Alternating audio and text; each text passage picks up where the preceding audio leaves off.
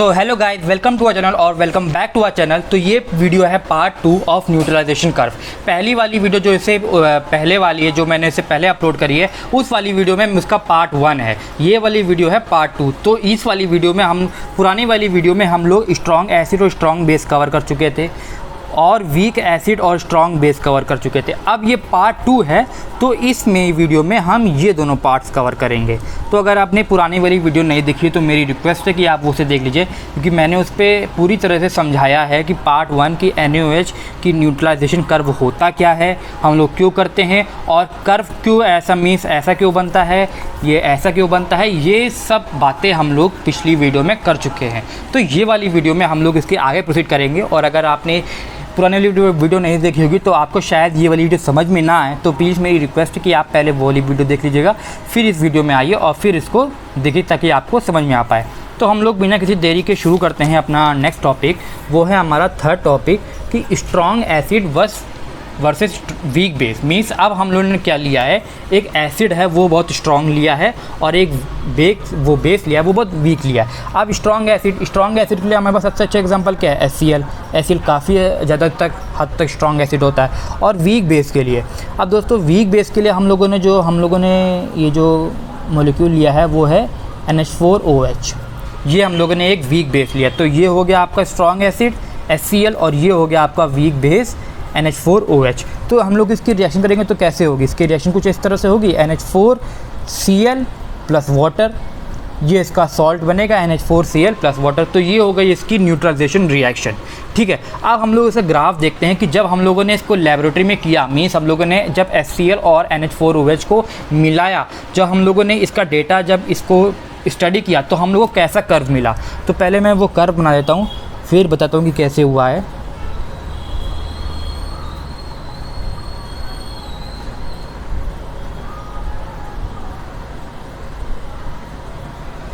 ठीक है, और जो इसका कर्व है वो कुछ इस तरह से है, मीन्स 2 से ये शुरू हुआ है और यहाँ तक वो कांस्टेंट रहा है और 8 में वो फिर से कांस्टेंट हो गया है।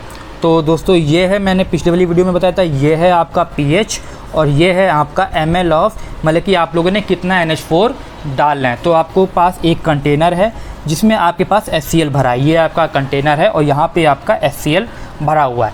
अब आप इसमें धीरे धीरे यहाँ पे NH4OH ऐड कर रहे हैं ड्रॉप बाय ड्रॉप। मीन्स आप इसमें ड्रॉप बाय ड्रॉप या आप कह सकते हैं बहुत ही थोड़ा अमाउंट में आप NH4 ऐड कर रहे हैं और जो भी इसका pH आ रहा है वो आप कैलकुलेट कर रहे हैं और उसको एक ग्राफ में प्लॉट कर रहे हैं। जब हम लोगों ने ग्राफ में प्लॉट किया तो कुछ ग्राफ ऐसा आया, तो आप समझते हैं कि ये ग्राफ ऐसा क्यों है।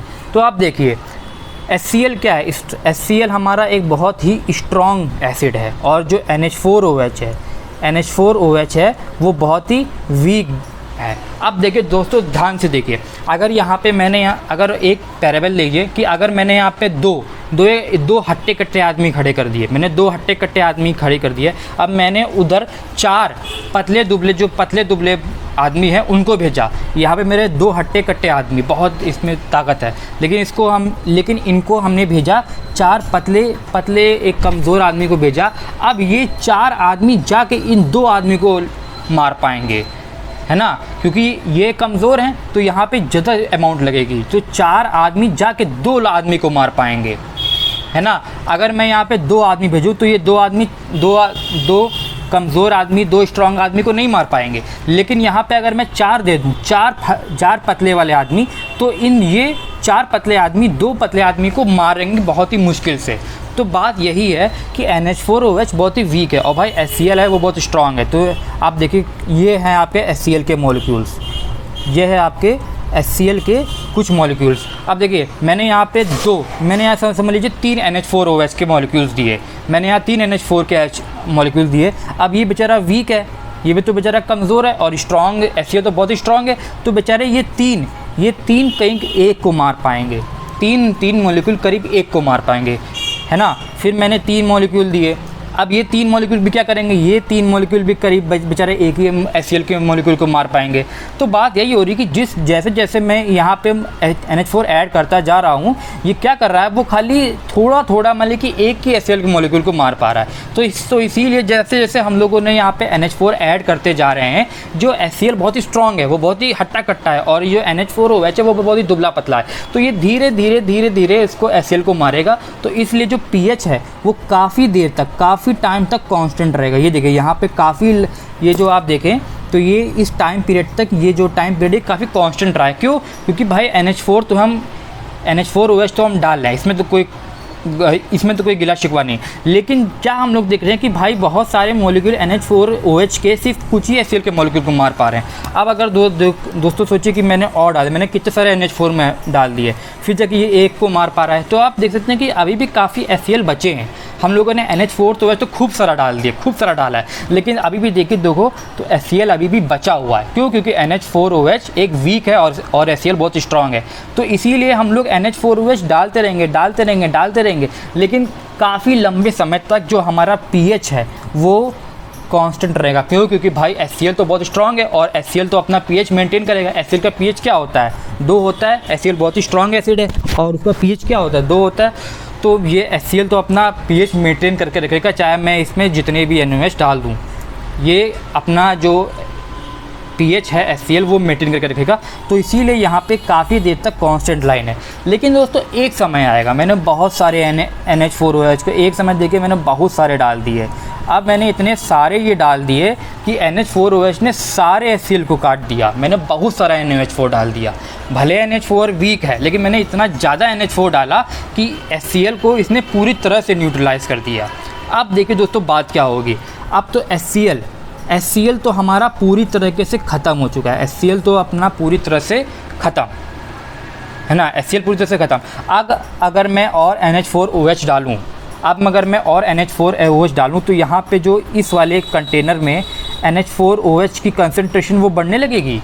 क्योंकि भाई HCl तो पूरा तरह से ख़त्म हो चुका है। अब जब यहाँ पे बीकर में इस वाली कंडीशन में HCl पूरी तरह से ख़त्म हो चुका है, यहाँ पे अब HCl बचा ही नहीं है। जितना भी HCl था इसने, इस वाले बेस ने इसको पूरी तरह से न्यूट्रलाइज कर दिया। अब जब मैं इस पे और NH4OH डालूंगा तो यहाँ पे NH4OH की तो कंसंट्रेशन बढ़ेगी, और जैसे जैसे दोस्तों NH4OH की कंसंट्रेशन बढ़ेगी तो NH4OH अपना pH शो करेगा। पहले तो HCl था, HCl अपना pH शो कर रहा था, HCl अपना pH 2 शो कर रहा था, तो इसीलिए यहाँ पे काफ़ी देर तक 2 रहा। लेकिन अब तो HCl ख़त्म हो गया ना, अब तो NH4OH आ गया, और NH4OH pH बढ़ाएगा। pH बढ़ाया क्यों? क्योंकि ये बेस है और बेस का pH तो बड़ा होता है ना। एसिड का pH लो होता है, 7 से कम होता है, लेकिन बेस का 7 से ज़्यादा होता है। तो देखिए यही बात यहाँ पे हुई है कि यहाँ पे अब जब सारा HCl ख़त्म हो चुका है तो धीरे धीरे यहाँ पे जो आपकी ग्राफ है वो बढ़ रहा है। तो यहाँ पे आप ये वाले पीरियड में देखें तो यहाँ पे जो ग्राफ है वो क्यों बढ़ रहा है? क्योंकि भाई HCl ख़त्म हो चुका है और अब जो बात है वो NH4OH की ही है, और ये धीरे धीरे ग्राफ को बढ़ा रहा है। लेकिन दोस्तों हमने एक बार ध्यान रखनी है कि NH4OH ये काफ़ी वीक बेस है और इसकी एक लिमिट है। इसकी लिमिट है कि ये 7.5 से 8 के बीच में ही pH तक बढ़ा सकता है। मीन्स NH4OH की एक कैपेसिटी है, एक लिमिट है कि ये भाई 8 से ऊपर pH नहीं बढ़ा पाएगा। चाहे आप जितना डाल दें, ये NH4OH 8 से ज़्यादा pH नहीं बढ़ा पाएगा। अब चाहे इसमें आप 2 लीटर डाल दें, 4 लीटर डाल दें, एक कैपेसिटी है, एक लिमिट है NH4OH की कि वो भाई 8 से ही ज़्यादा नहीं जाएगा, वो 8 के अंदर ही रहेगा। तभी ये देखिए जो ग्राफ है वो 8 पे जाके रुक गया है, और आप जैसे से और NaOH डालते रहेंगे ये ग्राफ सीधा ही चलता रहेगा, इस तरह से सीधा ही चलता रहेगा। तो ये जो कांस्टेंट है, ये जो पीरियड है आपका, ये फिर से आपका स्टेशनरी पीरियड है कि मैं यहाँ पे भी आपका जो वैल्यू है, जो pH है वो कांस्टेंट है।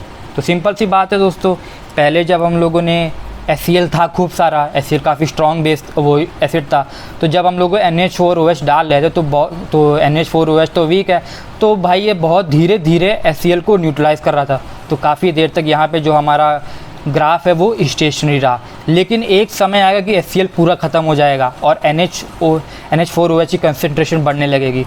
तो देखिए दोस्तों यहाँ पे ग्राफ है वो ऊपर बढ़ने लगा है। लेकिन अब एक NH4OH की भी एक लिमिट है, इसकी भी कैपेसिटी है कि भाई वो 8 से ऊपर नहीं बढ़ा पाएगा। तो ये देखिए दोस्तों 8 से ऊपर ये नहीं बढ़ा पाया और इसकी जो ग्राफ है ये फिर से स्टेशनरी हो गया है। तो दोस्तों ये है आपका स्ट्रॉन्ग एसिड, यह है आपका दोस्तों strong acid versus weak base का न्यूट्रलाइजेशन कर्व। अगर आपको ये क्वेश्चन एग्जाम में पूछा जाता है तो आप इस तरह से ग्राफ बनाइए और जिस तरह से मैंने एक्सप्लेन किया है आपको बस उसे अपनी सिंपल भाषा में इंग्लिश में आपको उसको एक्सप्लेन करना है। अब आप जिस तरह से भी एक्सप्लेन करना चाहें, मैंने तो आपको एक डायग्रामेटिकली एक प्रैक्टिकल तरीके से बताया है, लेकिन जब आप एग्ज़ाम में करें तो आप अपने वर्ड्स में इसको आराम से लिख सकते हैं, क्योंकि अगर आपको एक बार ये समझ में आ गया तो आप अब तो अपने वर्ड्स में बना ही लेंगे। तो अब हम लोग बात करते हैं अपने लास्ट टॉपिक की, क्योंकि भाई स्ट्रॉन्ग एसिड और वीक बेस का तो बात ख़त्म हो गई, ये वाला टॉपिक भी अपना क्लियर हो गया। अब बात है अपनी वीक एसिड और वीक बेस की। तो अगर आपको ये वाला टॉपिक समझ में आ गया हो तो हम लोग आगे प्रोसीड करते हैं वीक एसिड और वीक बेस का। तो दोस्तों अब अपने नेक्स्ट टॉपिक में आ जाते हैं वीक एसिड और वीक बेस का। मीन्स अब जो हमारा एसिड है वो भी वीक होगा और जो हमारा बेस है वो भी वीक होगा। तो वीक एसिड के लिए बहुत ही अच्छा एग्जांपल हम लोगों को पता है एसिटिक एसिड। एसिटिक एसिड काफ़ी वीक एसिड है। और एक तो एसिटिक एसिड वीक एसिड तो हो गया अपना। वीक बेस, अब वीक बेस के लिए हम लोगों ने जो यहाँ पे बहुत अच्छा है हम लोगों के पास एग्जांपल है NH4OH। तो ये वीक बेस का भी एग्जांपल आपके पास हो गया। तो अब होगा क्या, जब इन दोनों का रिएक्शन होगा तो उसका न्यूट्रलाइजेशन रिएक्शन क्या होगी, बनेगा यहाँ पे सॉल्ट, वो बनेगा CH3CONH4, ये तो सिंपल है। और क्या बनेगा, वाटर बनेगा।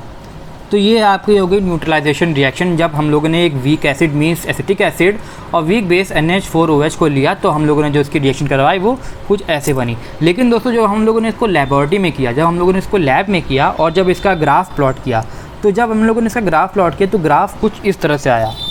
ग्राफ कुछ पहले मैं बना देता हूँ।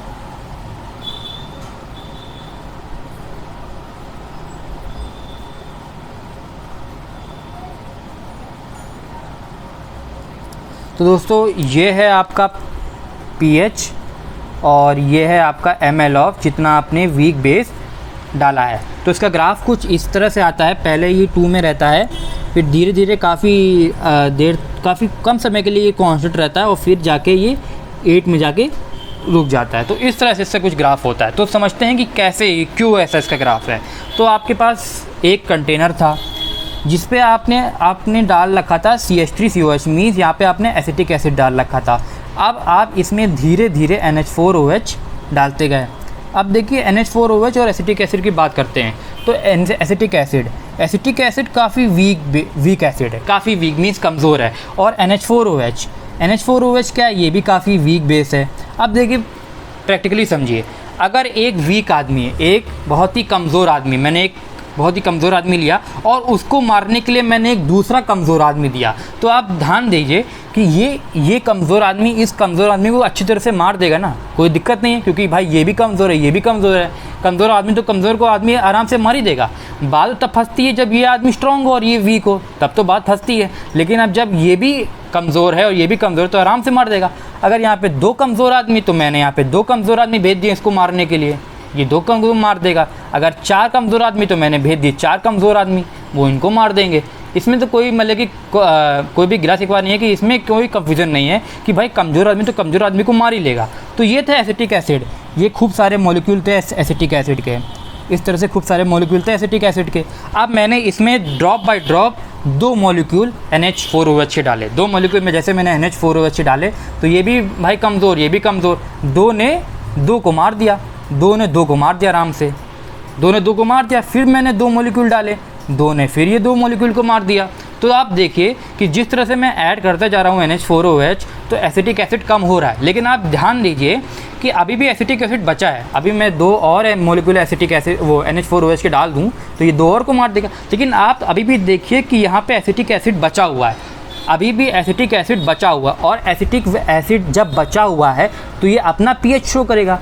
यहाँ पे बचा क्या, अभी एसिटिक एसिड, सारे एसिटिक एसिड तो मॉलिक्यूल नहीं गए ना, NH4OH में डाला है, लेकिन इसमें NH4OH ने इतने मॉलिक्यूल्स मार दिए, लेकिन सारे तो नहीं मारे ना, अभी थोड़े तो बचे हैं। तो एसिटिक एसिड अपना pH शो करेगा, एसिटिक एसिड बचा हुआ है तो अपना वो pH शो करेगा। और एसिटिक एसिड का pH क्या होता है, लो होता है, मीन से मतलब कि लो होता है ना, तो करीब 3 या 3.5 के करीब जाएगा। तो देखिए दोस्तों ग्राफ भी ऐसा ही है, यहाँ से पॉइंट ये शुरू हुआ है तो ये धीरे धीरे देखिए दोस्तों थोड़ी देर के लिए कांस्टेंट रहा है। यहाँ अगर इस इस पीरियड में देखें तो ये काफ़ी हद तक एक स्ट्रेट लाइन मान सकते हैं हम लोग, काफ़ी हद तक, ये है नहीं लेकिन काफ़ी हद तक इसको एक स्ट्रेट लाइन मान सकते हैं। तो हुआ क्या है कि जैसे जैसे मैंने NaOH4 डालता जा रहा हूँ, एक समय आ रहा है कि ये और मैंने NH4OH डाला तो ये और डाला, लेकिन जैसे जैसे मैं ये डालता जा रहा हूँ तो मैं डाल तो रहा हूँ NH4OH, लेकिन अभी भी मुझे pH में चेंज नहीं दिखेगा। क्यों? क्योंकि अभी सारे एसिटिक मॉलिक्यूल ख़त्म नहीं हुए हैं। अभी मुझे pH में अभी मैंने 2 और मॉलिक्यूल डाल दिए, इसने इधर डाल दिया, अभी भी मैं NH4OH डालूँ, कंटिन्यूसली मैं NH4OH डाला हूँ, लेकिन pH में चेंज शो नहीं होगा। और वो pH में चेंज क्यों नहीं शो होगा? क्योंकि भाई अभी भी एसिटिक एसिड बचा हुआ है। एसिटिक एसिड तो भी बचा हुआ है ना, देखिए यहाँ पे 2 मॉलिक्यूल बचे हैं और एसिटिक एसिड जब बचा हुआ है तो pH एसिटिक एसिड अपना शो करेगा, जो एसिटिक एसिड का pH है वो अपना शो करेगा। और एसिटिक एसिड का pH क्या है? 3 से करीब 3.5 के करीब है। तो इसीलिए कुछ समय के लिए टेम्प्रेरी समय के लिए यह जो pH ग्राफ है ये कांस्टेंट रहा है। लेकिन एक समय ऐसा आएगा कि जब मैंने इतने सारे NH4OH डाल दिए कि ये एसिटिक एसिड पूरी तरह से ख़त्म, एसिटिक एसिड अब पूरी तरह से ख़त्म, अब एसिटिक एसिड की बात नहीं होगी। अब जैसे जैसे मैं इस पे NH4OH डालता जाऊंगा तो यहाँ पे NH4OH की कंसंट्रेशन बढ़ेगी, यहाँ पे NH4OH की कंसंट्रेशन बढ़ेगी। एसिटिक एसिड की तो बात ही नहीं करेंगे क्योंकि एसिटिक एसिड तो पूरी तरह से ख़त्म हो चुका है, एसिटिक एसिड तो बिल्कुल नलीफाई है, बिल्कुल नहीं है। NH4OH की बात करते हैं तो NH4OH की कंसंट्रेशन बढ़ रही है। अब जब NH4OH की कंसंट्रेशन बढ़ रही है तो ये pH भी NH4OH किसका मतलब कि जब NH4OH की कंसंट्रेशन बढ़ रही है तो pH भी वो NH4OH का ही pH शो करेगा। और NH4 का pH क्या होता है? 7 से बड़ा होता है। जो NH4OH क्या है? एक वीक बेस है और बेस का pH क्या होता है? 7 से बड़ा होता है। तो ये धीरे धीरे क्या करेगा कि NH4OH की कंसंट्रेशन बढ़ रही है तो ये pH भी धीरे धीरे बढ़ेगा। तो pH भी धीरे धीरे देखिए दोस्तों यहाँ पे बढ़ा है। लेकिन एक यहाँ पे देखिए नंबर 8 तक यहाँ तक pH बढ़ रहा है। क्यों? क्योंकि NH4OH की कंसंट्रेशन बढ़ रही है। अब जब भाई NH4OH की कंसंट्रेशन बढ़ रही है तो NH4OH अपना pH दिखाएगा और अपना उसका pH क्या होता है? करीब NH4OH का जो pH होता है, NH4OH का जो एक एफिशिएंट pH होता है वो 7 से 8 के करीब होता है। तो अब भाई NH4OH अपना pH शो करेगा तो ये धीरे धीरे ये वैल्यू 2 से लेके 8 तक चली जाएगी, 2 से लेके ये वैल्यू 8 तक चली गई। लेकिन दोस्तों NH4OH की भी एक लिमिट होती है। NH4OH की लिमिट ये होती है कि वो 8 से ज़्यादा ऊपर नहीं जाएगा, वो 8 से ज़्यादा ऊपर नहीं जाएगा। चाहे आप जितना भी NH4OH डाल दें उसकी एक लिमिट है कि भाई वो 8 से ऊपर नहीं, क्योंकि ये वीक एसिड और वीक बेस है। और वीक बेस की pH कितनी होती है? 8, 9 ऐसे ही तो होती है, 8.5, 8.9, 9 तक जाती है, ऐसे इससे ऊपर तो जाती नहीं है। वीक एसिड है, अरे वीक बेस है। तो अब होगा क्या कि ये एक समय आएगा कि ये 8 पे ही रुक जाएगा। और तभी देखिए यहाँ पे जो ग्राफ है ये 8 पे ही रुक गया है। ये देखिए ग्राफ जो है ये 8 पे ही रुक गया है और ये आगे अब नहीं बढ़ रहा। अब अगर आप NaOH4 डालते भी रहेंगे, चाहे आप 2 लीटर डाल दें, चाहे 4 लीटर डाल दें, ये जो pH है वो कांस्टेंट बना रहेगा। और pH कांस्टेंट क्यों बना रहेगा? क्योंकि भाई NH4OH की ये भी एक लिमिट है। वो लिमिट है कि वो 8 से ऊपर नहीं जाएगा, आप चाहे जितना भी डाल लें, तो वो इसकी लिमिट है कि वो 8 से ऊपर नहीं जाएगा। तो ये ग्राफ जो है वो 8 पे ही रुक जाएगा। तो ये था दोस्तों आपका weak acid versus weak base का टाइट्रेशन। जो यहाँ पे आपको पहले जब वीक एसिड था, जैसे जैसे आपने NH4OH डालते गए तो धीरे धीरे NH4OH एसिटिक एसिड को न्यूट्रलाइज करता गया। लेकिन जैसे जैसे डालते गए सारा एसिटिक एसिड ख़त्म नहीं हुआ, थोड़ा थोड़ा तो एसिटिक एसिड बचा रहा। तो इसीलिए यहाँ पे जो pH है वो कांस्टेंट रहा है। लेकिन एक समय आएगा जब सारा एसिटिक एसिड ख़त्म हो जाएगा तो तब क्या होगा? एसिटिक एसिड तो पूरी तरह से ख़त्म हो गया, इसकी बात नहीं होगी। अब बात होगी NH4OH की, क्योंकि आप NH4OH की कंसंट्रेशन बढ़ेगी और NH4OH की pH क्या होती है? 7 to 8। तो ये pH बढ़ेगी, बहुत ही रैपिडली बढ़ेगी। बहुत देखिए दोस्तों बहुत ही रैपिडली बढ़ी है, 8 पे जाके रुक गई है। 8 पे जाके इसलिए रुकी क्योंकि भाई NH4OH की भी एक लिमिट होती है कि वो 8 से ऊपर नहीं जाएगी। तो ये जो ग्राफ है ये कांस्टेंट हो गया है। तो दोस्तों ये है आपकी वीक एसिड और वीक बेस का न्यूट्रलाइजेशन कर्व। तो हम लोगों की चारों न्यूट्रलाइजेशन कर्व हो गई है। तो आई होप आपको गाइस समझ में आया होगा। मैंने अपना बेस्ट दिया है समझाने के लिए। और अगर आपने पहला पार्ट 1 नहीं देखा होगा तो मेरी रिक्वेस्ट है कि आप पार्ट 1 में देख लीजिए, ताकि आपको ये 4 पॉइंट समझ में आ जाए। तो हम इन दोनों वीडियोस के थ्रू पार्ट 1 और पार्ट 2 के थ्रू हम लोगों ने आपको बहुत ही इसी तरीके से समझाया है न्यूट्रलाइजेशन कर्व ये कैसे होते हैं, ये मतलब कैसे काम करते हैं और इनका कर्व इस तरह से मीन्स क्यों होता है। और आप इसका एक एक्सप्लेनेशन भी दिया है ताकि आप अपने एग्ज़ाम में लिख भी पाएँ। थैंक यू फॉर वॉचिंग दोस्तों।